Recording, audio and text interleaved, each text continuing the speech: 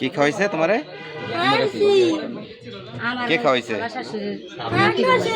কিশোরী চাচাতো বোন ও চাচাতো ভাইয়ের স্ত্রীর জন্য কোমল পানীয় নিয়ে এসেছিল ১৯ বছরের যুবক আকাশ হাওলাদার। আকাশের দেয়া কোমল পানীয় সরল মনে পান করেন ওই দুই নারী, কিন্তু তারা কল্পনাও করতে পারেননি যে এই সাধারণ পানীয়ের মধ্যেই মিশিয়ে রাখা হয়েছে ভয়ঙ্কর চেতনানাশক ওষুধ। ওরা মনে করছে যে স্বাস্থ্য ভাই আরসি হার যে সাবি আরসি খাবি, ও কইছে ভাই ভালো হয় যে মুই খাই এ কয়ে খা। তো ছোট মানুষ 10 বছর বয়স, ও খাইছে। খাওয়ার পরে এরপরে বউরে খাওয়াইছে, কয় ভাবি আরসি খাবে না, আরসি করে যাবি খাই। ও বউ কইছে প্রথম কইছে নান খাম না, কয় খান সমস্যা নেই খান খান। কোন সময় খাওয়াইছে? এ খাওয়াইছে মাগরিবের সময়। অসুস্থ হয়ে পড়ছে আর ওই যে বউ অসুস্থ হয়ে পড়ছে। এখন দোনোজনের কথাবার্তা উল্টা পাল্টা উল্টো চলে, আর মানে কি দাঁড়াইতে পারে না। আর ওই মেয়ে বমি করতেছে আর মুখ দিয়ে সেবড়ি ছুবড়ি উঠে গেছে। কড়া চেতনানাশক মেশানো ওই পানীয় পান করার কিছুক্ষণের মধ্যেই কিশোরী ও গৃহবধূ অসুস্থ হয়ে পড়েন। মুখ দিয়ে ফেনা উঠতে থাকে এবং বমি করতে শুরু করেন। এক পর্যায়ে পুরোপুরি অচেতন হয়ে গেলে মাদারীপুর সদর হাসপাতালে নিয়ে যাওয়া হয়। মাদারীপুর লয়ে গেছে, মাদারীপুরের তো অ্যাপোলোতে ডাক্তার দিয়েছে, ডাক্তার দিয়ে ছেলাং ছুলেং লাগাইছে। আমার ওই বাইপুতের বরে কইছে ওয়াশ করাইবে, আর ওর যে পরিস্থিতি ওয়াশ করলে কেন বরিয়ে যায়। আমরা ভয়তে আসে বাড়ি লইছে, আর আমার কোনো টাকা পয়সা। ঘটনাটি ঘটেছে মাদারীপুর জেলার ডাসার উপজেলার পূর্ব খান্দুলি গ্রামে। ১ মার্চ রোববার সন্ধ্যায় ঘটে যাওয়া এই ঘটনা জানাজানি হলে এলাকায় ব্যাপক চাঞ্চল্য ও উত্তেজনা সৃষ্টি হয়েছে। অভিযুক্ত যুবক আকাশ হাওলাদার ডাসার উপজেলার পূর্ব খান্দুলি গ্রামের হেমায়েত হাওলাদারের ছেলে।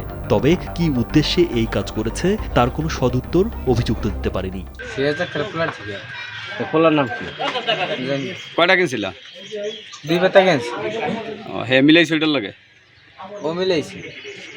কয়টা মিলাইছে হ্যাঁ যায়। কি উদ্দেশ্যে মিলাইছিল? কি উদ্দেশ্যে? হ্যাঁ যায় না, কি উদ্দেশ্যে মিলাইছে?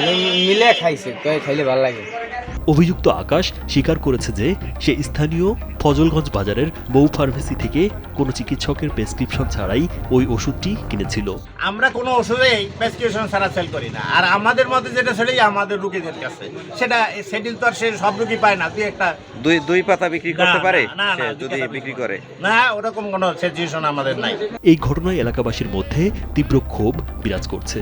তারা দাবি তুলেছেন যে শুধুমাত্র ওই যুবক নয়, বরং যে ফার্মেসি আইন লঙ্ঘন করে প্রেসক্রিপশন ছাড়া এমন শক্তিশালী ওষুধ বিক্রি করেছে তাদেরও কঠোর শাস্তি হওয়া উচিত। এই যে ঘুমের ট্যাবলেটটা আমরা একটা জিনিস কিনতে গেলে খাইতে গেলে আমরা একটা ট্যাবলেট বেছে না, হ্যাঁ বেচতে চায় না, জোর করে আনা লাগে। আর এই যে অন্তত 40-এর ট্যাবলেট কিভাবে বিক্রি করবো, এই যে আমরা এই বিচারটা চাই দোকানদার বেচলে কেন।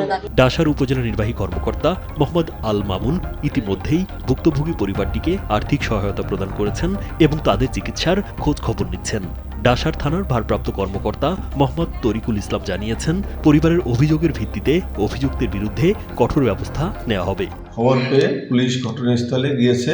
ভুক্তভোগীর অভিযোগের প্রেক্ষিতে আইনগত ব্যবস্থা গ্রহণ করা হবে। এলাকার পরিস্থিতি বর্তমান স্বাভাবিক আছে। রাজীব বিশ্বাস, কালবেলা। তুমি একটু খাও, সাবিয়ার একটু দাও।